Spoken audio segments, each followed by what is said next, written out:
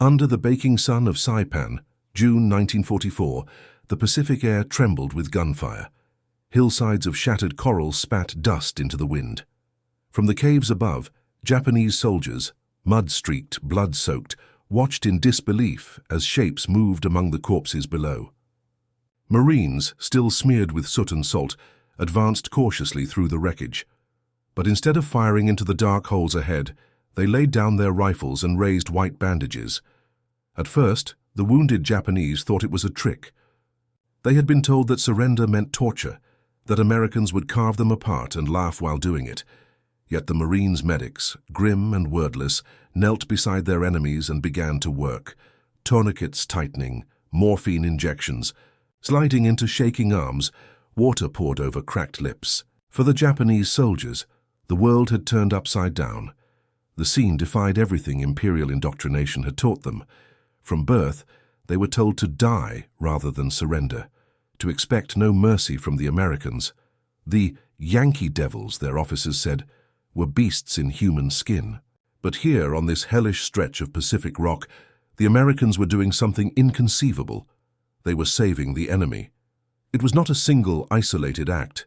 It happened again and again across shattered beaches and smoking jungles. Corpsmen stitched wounds under sniper fire. Litter-bearers risked their lives to drag Japanese soldiers out of craters filled with blood and gasoline. Every action blurred the moral lines of a war that had been painted in absolutes. By mid-1944, the Pacific War had entered its cruelest stage. The American island-hopping campaign was closing the noose around Japan's empire.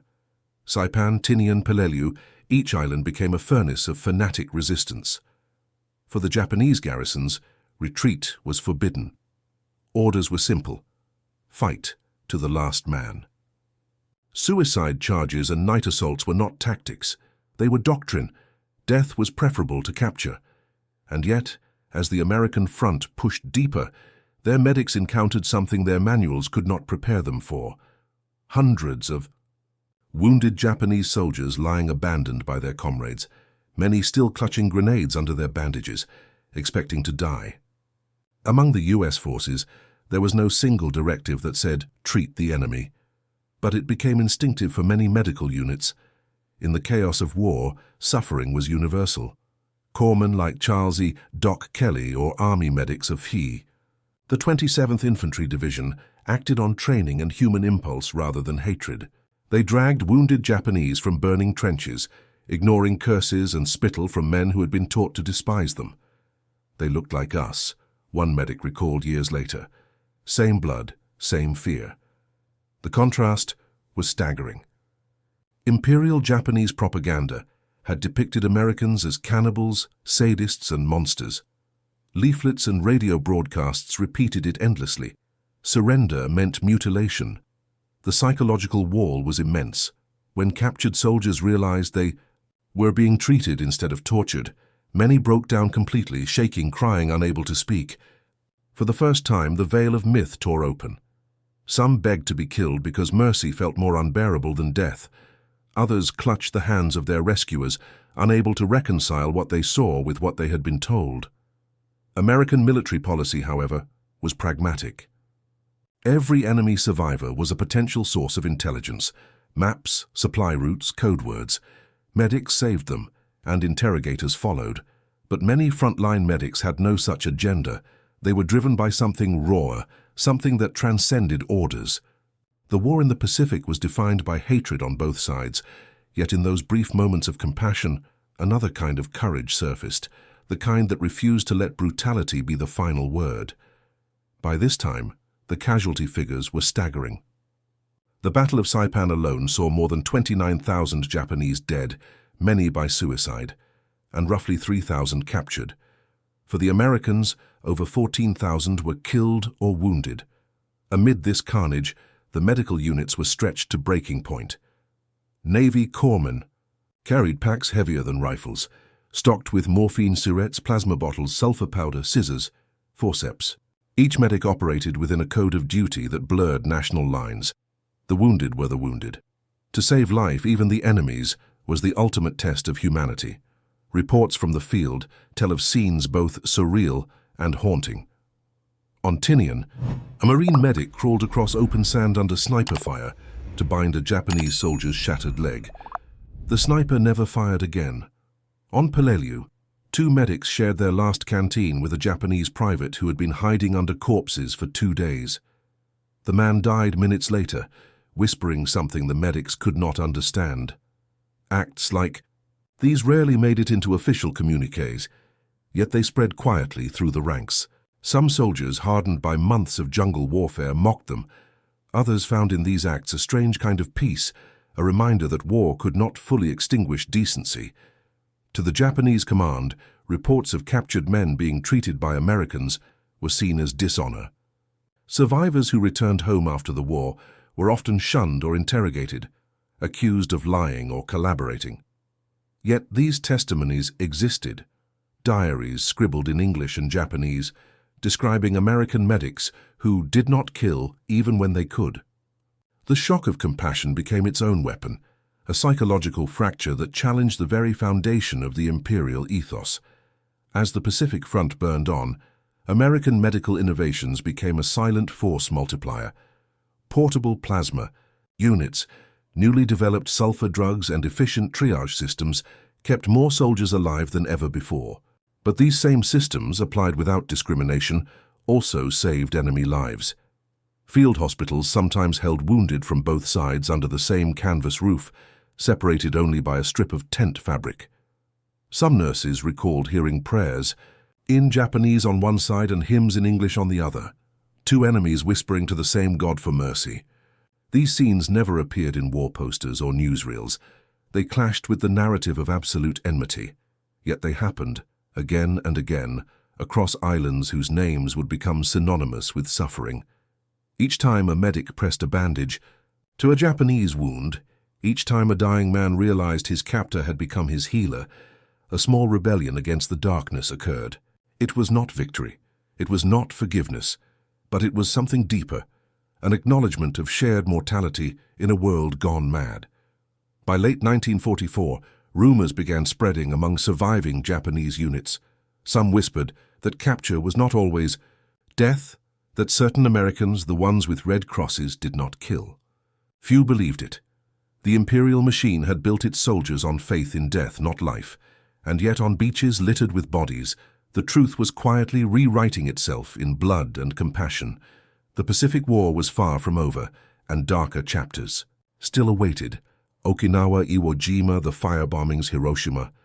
But beneath the thunder of artillery, a different kind of story had begun to form. It was a story of medics who refused to surrender their humanity, even when surrounded by inhumanity. A story the world would not fully grasp until long after the war ended. Because what began as an act of mercy on Saipan would soon evolve into something far larger. A deliberate, organized effort that would change how the US military understood war itself. And on one forgotten battlefield in the Philippines, that transformation would be tested in the most brutal way imaginable. By early 1945, the Pacific had become a graveyard of ambition. Across shattered islands and coral reefs, the remnants of the Japanese Empire fought like ghosts. Yet beneath the smoke and ruin, something was changing. Reports began circulating through U.S. medical commands, accounts of corpsmen and doctors treating enemy wounded under fire. What began as isolated mercy had started to coalesce into quiet policy. On Luzon, in the Philippines, the scale of the conflict magnified this new reality. The American invasion force numbered nearly 175,000 men, supported by over 800 aircraft and 200 naval vessels. Against them, Japanese General Tomoyuki Yamashita commanded around 260,000 troops scattered across mountains, jungles, and city ruins. The fighting was ruthless, but for medics like Lieutenant Thomas Bennett and hundreds like him, compassion became both weapon and wound. Bennett's field hospital near San Fabian was a patchwork of canvas and chaos. In February 1945, the skies were thick with ash from artillery bombardments that flattened entire neighborhoods. Civilians poured in with shattered limbs and burned faces. Among them lay wounded Japanese soldiers, dragged in by local villagers or found bleeding along the rice fields. Triage doesn't care about flags, Bennett would mutter as he stitched another chest wound. His team worked by the flicker of kerosene lamps, the air reeking of iodine and cordite. For every 10 American soldiers they treated, 1 Japanese survivor would arrive, half dead and terrified. Yet Bennett's men treated them all. Word spread. Among nearby Japanese units, some began surrendering not to officers but to medics. The American medical system in the Pacific had evolved into a marvel of organization. Field hospitals could move within hours, transporting tons of supplies through mud and jungle. The new C-47 flying ambulances carried casualties from front lines to hospital ships offshore. Surgical instruments were sterilized with portable autoclaves. Blood plasma was shipped from San Francisco to Manila within 72 hours. Engineers and logisticians, from the Army Medical Department to the Quartermaster Corps, had turned compassion into logistics. The medical infrastructure itself became a weapon, proof that the Americans fought not only to destroy, but also to preserve. For Japanese observers, this was unthinkable. Their own medical units were collapsing. Supply lines had been shredded by American naval blockades. Surgeons operated with kitchen knives. Morphine was almost non-existent. In some outposts, the wounded were given grenades instead of bandages. To those men, hearing that Americans treated enemy soldiers sounded like madness. But after the fall of Manila in March 1945, captured Japanese officers witnessed it firsthand. Inside the University of Santo Tomas internment camp, U.S. medics tended to both prisoners and Japanese wounded left behind during the retreat.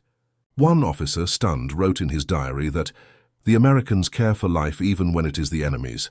Such people will never be defeated in spirit. On the ground, the line between soldier and savior blurred dangerously. Treating enemy wounded often meant entering zones still crawling with snipers. Medics learned to move with both hands visible, bandages held high. Some carried pistols, though most refused to use them. They depended on the Red Cross stitched onto their helmets. Sometimes it saved them, sometimes it made them targets. At Balit Pass, several medics were executed by Japanese patrols while tending to fallen comrades. Yet others survived because enemy soldiers, remembering stories of mercy from Saipan and Leyte, held their fire. In those seconds, humanity flickered between both sides, fragile as smoke. The technical side of battlefield medicine advanced in parallel with these moral struggles. American engineers at companies like Johnson & Johnson and Becton Dickinson produced revolutionary tools: plasma transfusion kits, portable surgical tables, sulfonamide powders, and lightweight litters that could be carried by 2 men through jungle mud. The M43 field jacket even included pockets for morphine syrettes and bandage pouches. Every medic carried roughly 25 pounds of gear: medical scissors, clamps, tourniquets, morphine, sulfur, and gauze. Each item represented a collaboration of science and compassion, built by factory workers who often didn't know their innovations were saving Japanese lives as well as American ones.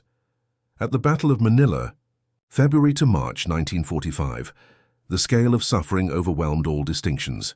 The city became an inferno, one of the most destructive urban battles of the war. Buildings burned with civilians trapped inside. Artillery flattened hospitals. Amid the ruins, U.S. medics converted shattered churches into emergency wards. They treated anyone who survived long enough to crawl through the smoke. Japanese soldiers who surrendered found themselves laid on the same pews as Filipino civilians. The paradox of mercy inside a slaughterhouse shook even hardened veterans. "We patched up men we were ordered to kill the next day," one medic said years later, voice trembling. American intelligence soon recognized the psychological power of these actions. Leaflets were dropped over remaining Japanese positions, depicting medics aiding wounded soldiers and prisoners being given water. The goal was clear: to break the myth of merciless Americans. Yet it was not propaganda in the cynical sense. It was truth turned strategic. And it began to work. In several small garrisons on Luzon, Japanese soldiers surrendered in groups, guided by interpreters shouting through loudspeakers that they would receive medical care. For the first time, mercy had measurable military value. Still, the cost was high. Many medics died trying to save those who might have killed them. The Japanese code of Bushido was deeply ingrained. Surrender remained shameful, and deception common. There were cases where feigned wounded men pulled grenades. Others refused treatment, choosing suicide instead. The psychological toll on American medics was immense. Some began to question whether compassion itself was a liability. "You had to decide who was worth saving," one corpsman said. And the truth was, everyone was. The Army's medical psychologists later noted severe trauma among units repeatedly exposed to this moral whiplash.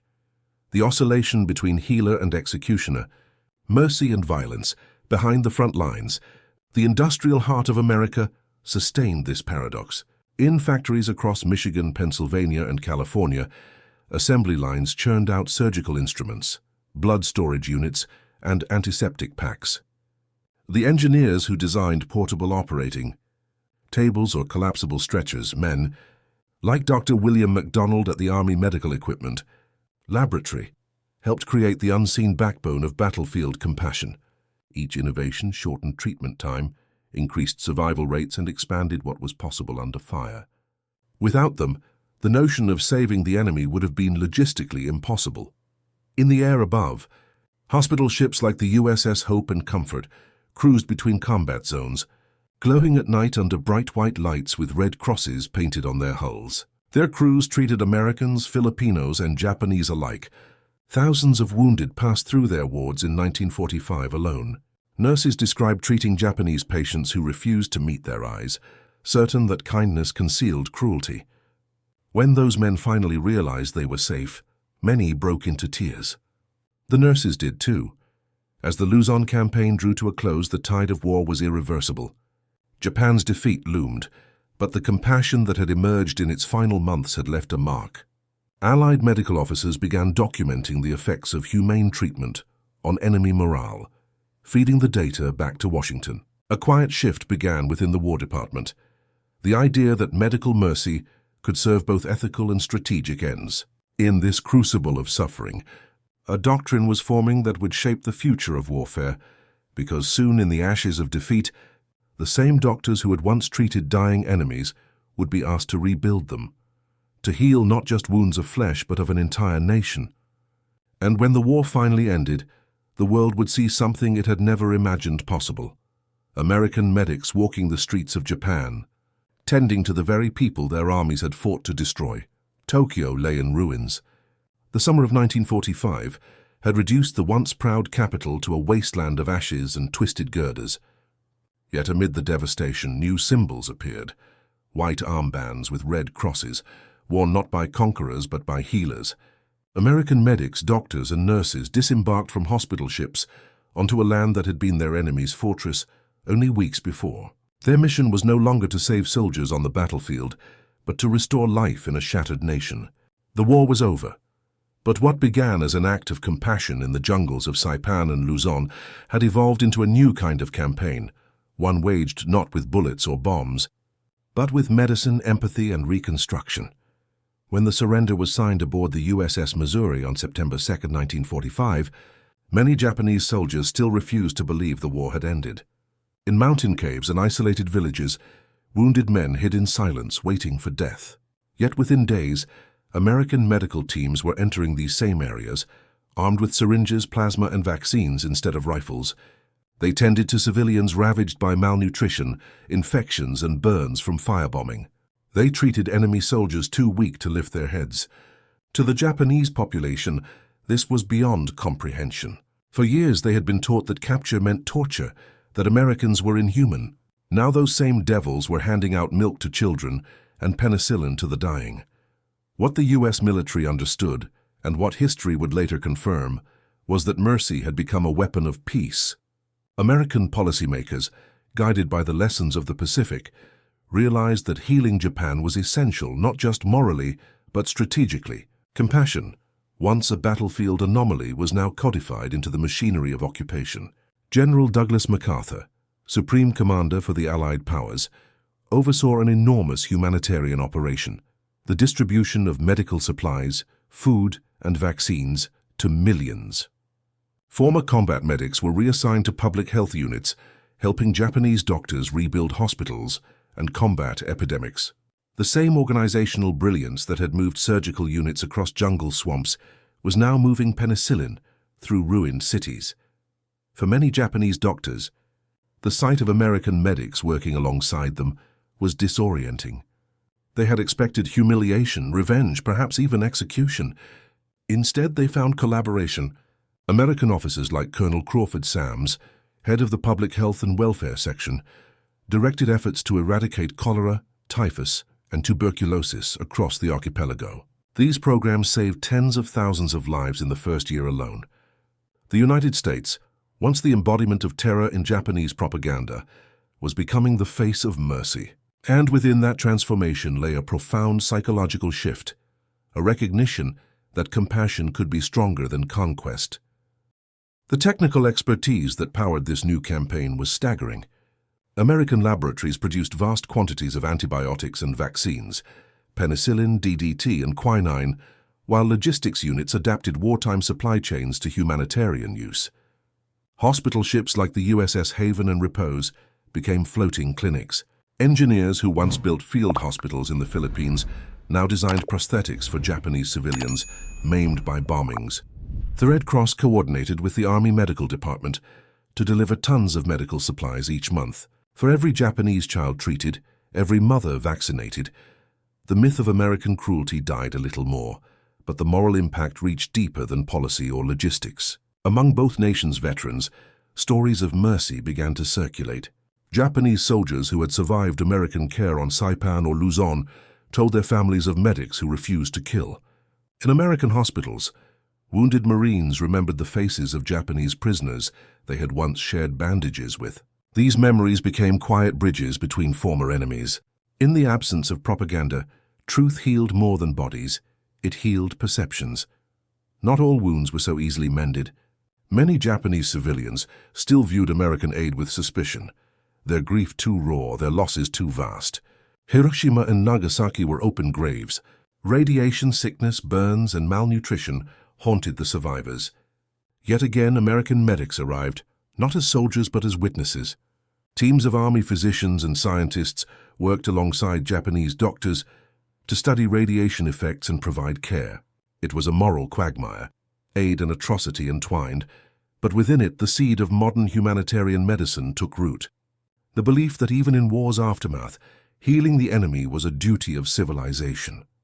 The transformation was not limited to Japan. Across the Pacific, in Guam, the Philippines, and Okinawa, the same doctrine took hold. Compassion became infrastructure. The U.S. Military Medical Corps formalized principles of enemy treatment that would later influence the Geneva Conventions of 1949. In post-war training manuals, medics were instructed to treat all wounded, regardless of nationality or allegiance. The ghost of Saipan's battlefield mercy had become law. The stories of medics who once defied hatred under fire were now enshrined as examples of military virtue. For those who had lived it, the memories never faded. Veterans recalled the contradictions, the moments of tenderness amid slaughter. One Marine, decades later, described binding the wounds of a Japanese soldier who had tried to bayonet him minutes before. When I looked in his eyes, he said, I saw myself, just another scared kid who wanted to live. Another, a Navy corpsman on Iwo Jima, remembered the first time he treated a Japanese casualty. They told us he'd kill us if he could. But when I cleaned his wounds, he started crying. That's when I realized the war had already ended in that moment. This human understanding would shape the world's approach to conflict in the decades that followed. In Korea, Vietnam, and Iraq, American medics carried the same ethos born from those Pacific islands, that mercy could coexist with might. Technology advanced, air evacuation, antibiotics, digital triage, but the principle remained unchanged. Saving life, even the enemy's, was not weakness, it was strength. It was proof that even amid total war, humanity could still assert itself. Historians would later debate the motives. Was it morality, strategy, or propaganda that drove Americans to treat their enemies? The answer was all of them, interwoven. But for the men on the ground, the reason was simpler. When a wounded man bled out in your arms, his nationality ceased to matter. In that moment, war's illusions dissolved, leaving only the shared truth of mortality. By the 1950s, Japan's recovery astonished the world. Its cities rebuilt, its people educated, its industries reborn under a framework that combined American aid with Japanese resilience. In the new hospitals of Tokyo and Osaka, Doctors trained under US programs treated patients with techniques once reserved for battlefield trauma. A quiet lineage connected those sterile operating rooms to the muddy beaches of Saipan, the same ethos of healing, the same defiance of cruelty. Decades later, at memorials across the Pacific, old men from both sides sometimes met again, veterans who once aimed rifles at each other. They spoke not of victories or defeats, but of the strange mercy that had saved lives in a time meant for killing. In their stories, the war lost its simplicity. It became human again. The lesson outlived them all. War strips men of mercy, yet sometimes, in its darkest moments, mercy fights its way back. What began with trembling hands wrapping bandages on a coral beach became a doctrine that reshaped nations and hearts alike. And in that, the Pacific War, so brutal, so absolute, revealed its quietest truth, that compassion once unleashed cannot be conquered.